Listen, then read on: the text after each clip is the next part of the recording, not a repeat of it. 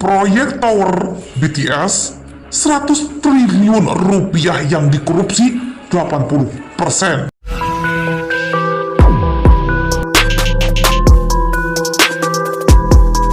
Presiden dalam konteks politik hukum pemberantasan korupsi biasanya memang hati-hati ya, dan biasa menggunakan panggung depan dan panggung belakang. Kalau secara undang-undang Kementerian Negara disebutkan bahwa menteri itu dinonaktifkan sementara pada saat menjadi terdakwa untuk ancaman pidana 5 tahun atau lebih. Itu konteks ketatanegaraannya.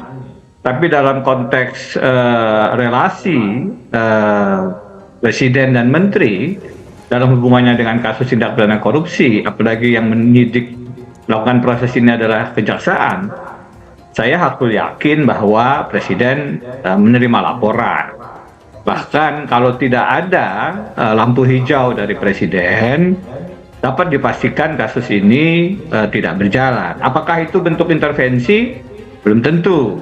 Kalau dilihat dari kacamata hukum, dan memang harus dilihat dari kacamata hukum, minimal ada dua alat bukti untuk mengatakan ini tidak pidana korupsi. Bagi saya, persoalan ini bukan pada persoalan hukumnya, tapi kalau dia ternyata menjadi bargaining politik, daya tawar politik dalam konteks dinamika Pilpres. Saya sudah banyak menulis, sudah banyak menyampaikan ke publik bahwa hukum itu sekarang menjadi instrumen, alat strategi pemenangan Pilpres 2024, di mana hukum dimanfaatkan untuk menentukan koalisi dan bakal pasangan calon presiden wakil presiden. Yang penting itu dari pemberantasan korupsi adalah pengembaliannya, perampasannya. Jadi kalau sekedar membicarakan orang, proyeknya kecil, yang disita juga bahkan tidak ada, itu bukan prestasi Kejaksaan Agung, itu barangkali cukup Kejaksaan Negeri.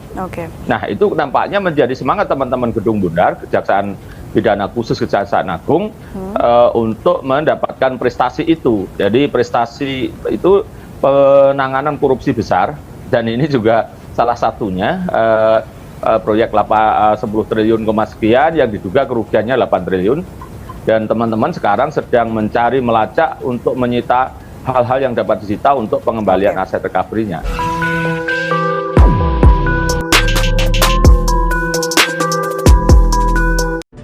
Kasus korupsi Tower BTS yang menyeret Menteri Komunikasi dan Informatika Menkominfo Johnny G. Plate ternyata bukan kasus pidana korupsi biasa. Pasalnya, proyek tersebut bernilai 10 triliun rupiah. Akan tetapi, kerugian negara yang dicatat mencapai 80% atau 8 triliun rupiah. Hal itu diungkap Direktur Penyidikan Jampitsus Kejagung RI Kuntadi. Dana yang digulirkan senilai 80 triliun rupiah sekian, kerugian negaranya 8 triliun rupiah, beber Kuntadi, Kamis 18 Mei 2023. Karena kerugian negara yang mencapai 80% dari nilai total proyek, maka kasus korupsi Tower BTS ini disebutnya bukan kasus pidana biasa. Ini perlu harus kita cermati bersama bahwa ini bukan peristiwa pidana biasa, tegasnya.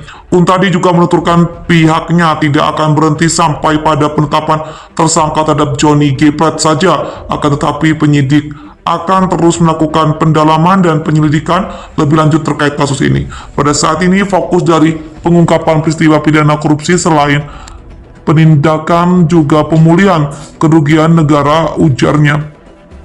Penyidikan juga disebut Kuntadi telah melakukan penelusuran aset sejak jauh hari sebelum penetapan tersangka terhadap Johnny.